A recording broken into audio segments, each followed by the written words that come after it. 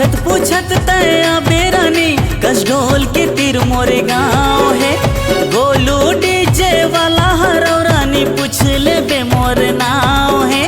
DJ बजाता हूँ मैं सबला नचाता हूँ, डीजे और टेंट के काम है। डीजे बजाता हूँ मैं सबला नचाता हूँ, डीजे और टेंट के काम है। पूछत पूछत तया बेरानी कस ढोल के तीर मोरे गाँव है।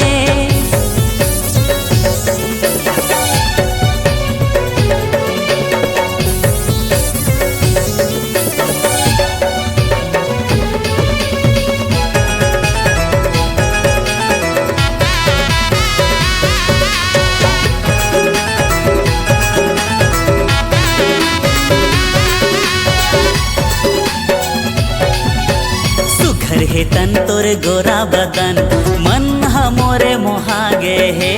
पीपल के छाँव चिचपोल मोर गाँव घर महामाया के पीछू महे।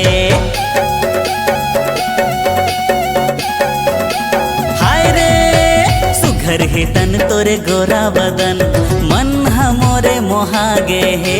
पीपल के छाँव चिचपोल मोर गाँव घर महामाया के पीछू महे। नहीं लागे तोला खोजे बर मोर डीजे के नाम लिखाए है। जेला ते पूछबे वो हर बताही गोलू डीजे वाला नाव है। डीजे बजाता हूँ मैं सबला नचाता हूँ, डीजे और टेंट के काम है।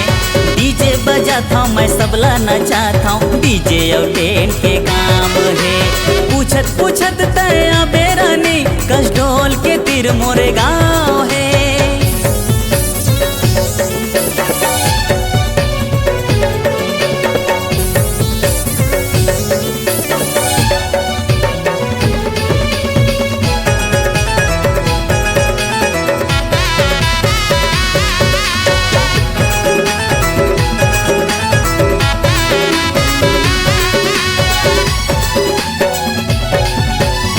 बड़ माया मैं करहूँ तोला छोड़ के तय झन जावे वो। माया हो ही तोला मोर संग वो रानी जिंदगी भर साथ निभावे वो। हाँ बड़ माया मैं करहूँ तोला छोड़ के तय झन जावे वो। माया हो ही तोला मोर से वो रानी जिंदगी भर साथ निभावे वो। गोलू डीजे माँ तोला नचाहा रंग रंग के गाना चला के वो। कस डोल तीर मोरे गाँव है रानी गोलू डीजे वाला नाव है वो। डीजे बजाता हूँ मैं सबला नचाता हूँ, डीजे और टेंट के काम है वो। डीजे बजाता हूँ मैं सबला नचाता हूँ, डीजे और टेंट के काम है।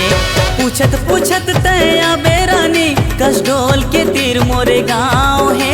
गोलू डीजे वाला हरौरानी पूछ ले बे मोर नाव है। डीजे बजाता हूँ मैं सबला नचाता हूँ, डीजे और टेंट के काम है। डीजे बजाता हूँ मैं सबला नचाता हूँ, डीजे और टेंट के काम है। हाँ डीजे बजाता हूँ मैं सबला नचाता हूँ, डीजे और टेंट के काम है। डीजे बजाता हूँ मैं सबला नचाता हूँ, डीजे और टेंट के काम